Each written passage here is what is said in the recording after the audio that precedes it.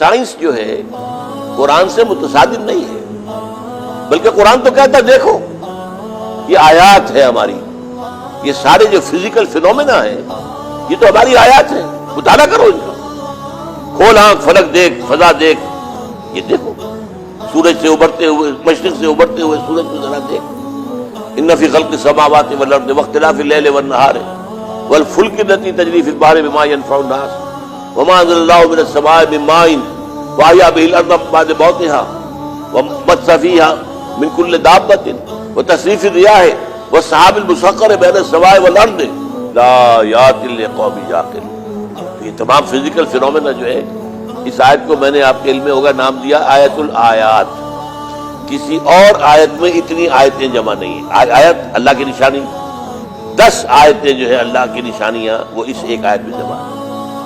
تو اس طریقے سے سائنس، اور اس کو پھر بڑی خوبصورت انداز میں جو علامہ اقبال کے شارحین میں سے ایک شارح ہیں جس کو عام طور پر لوگ جانتے نہیں ہیں، ڈاکٹر رفیع الدین مرحوم، انہوں نے خوب طور پر کہا ہے کہ یہ کائنات اللہ کا عمل ہے، قرآن اللہ کا قول ہے، ان میں تضاد کیسے ہوگا؟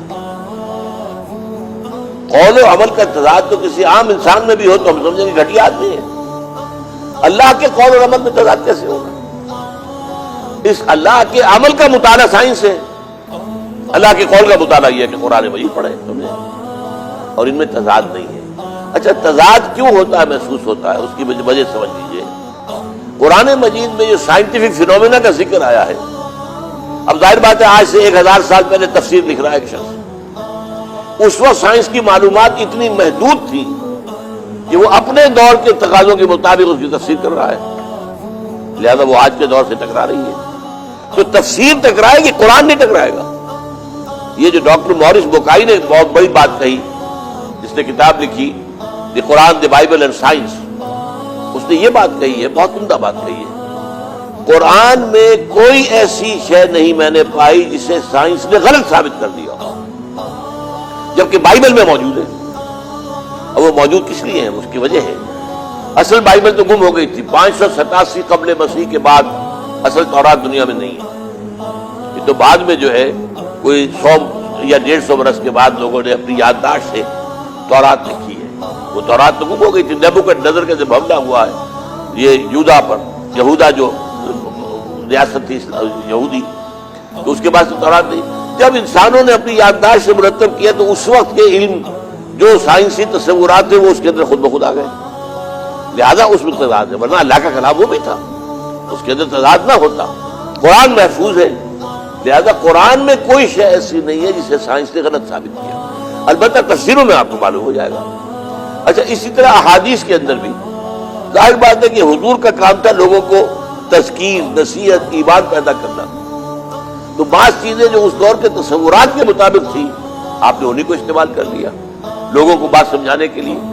لیکن ایک حدیث جو میرے نزدیک ہم آپ میں سے ہر شخص کو یاد ہونی چاہیے، وہ تعبیر نخل والی حدیث ہے کہ حضور صلی اللہ علیہ وسلم جب مدینہ تشریف لائے مکے سے، تو آپ کو معلوم ہے کہ حضور تو وہ کاشتکار تو تھے نہیں، مکے میں تو کوئی کاشتکاری تھی نہیں، بوادٍ غیر ذی زرع، وہاں تو کوئی پیدا ہی نہیں ہوتا تھا، لہذا کاشتکاری کے اصولوں سے آپ واقف نہیں تھے، تاجر بہترین تھے اور بہت کامیاب تھے۔ یہاں آئے تو آپ نے دیکھا کہ یہاں انصار جو ہیں وہ کھجوروں کے جو پھل ہیں، وہ پھول ہوتے ہیں، نر اور مادہ علیحدہ علیحدہ ہوتے ہیں۔ یہ درخت جو ہے یہ ہیومن بینگز کے بہت قریب ہے، یہ یوں سمجھیے کہ پلانٹ کنگڈم اور اینیمل کنگڈم کے درمیان میں کھڑا ہوا، اس کے جو ہے پھول، نر پھول، مادہ پھول، ان کو قریب کر دیتے تھے ایک دوسرے کے ساتھ، لاکے ایک ڈور باندھ دی تاکہ پالینیشن ہو جائے اور تاکہ اس کے ذریعے سے زیادہ فصل زیادہ ہو جائے، فرٹیلائزیشن ہوگی، پالینیشن ہوگی، فرٹیلائزیشن ہوگی اور تو کھجوریں زیادہ پیدا ہوگی۔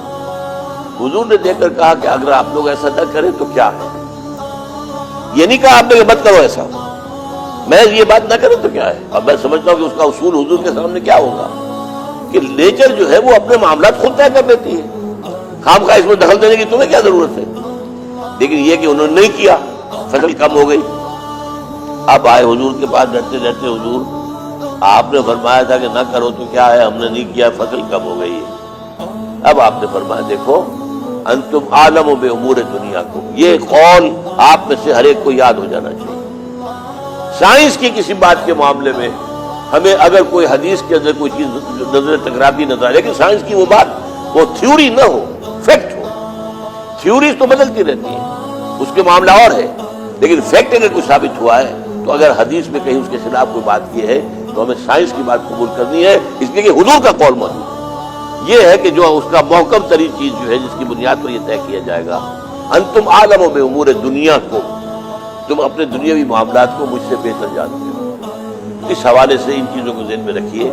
اور علامہ اقبال نے خاص طور پر کہا ہے کہ the inner core of the western modern western civilization is Quranic. یہ جو ان کے خطبات ہیں، ان کا جو دیباچہ ہے اس میں یہ الفاظ لکھے ہیں، اس لیے کہ اس سے پہلے دنیا میں فلسفے کے میدان میں صرف جو استخراجی منطق ہوتی تھی، وہ بال کے کھال اتارتے جانا، نتیجہ نکالتے جانا، اور یہ کہ وسیع مشاہدہ نہیں، اس کو ختم کر کے قرآن نے یہ کہا مشاہدہ زیادہ کرو اور وسیع مشاہدے سے نتائج اخذ کرو۔ اس کو کہتے ہیں استقرائی منطق، deductive logic and inductive knowledge, deduction اور انڈکشن۔ انڈکشن استقراء ہے اور یہ استخراج ہے جو ہے ڈیڈکٹیو ہے۔ تو یہ چیز قرآن جو ہے یہ دنیا مانتی ہے کہ یہ جو نالج ہے انڈکٹیو نالج، اس کا موجد قرآن ہے، انسان کو اس سے متعارف کرانے والا قرآن ہے، اور اسی انڈکٹیو نالج کے نتیجے میں سائنس پروان چاہیے۔ تو یہ حقائق کچھ ہیں جن کو کہ علامہ اقبال نے جن سے بحث کی۔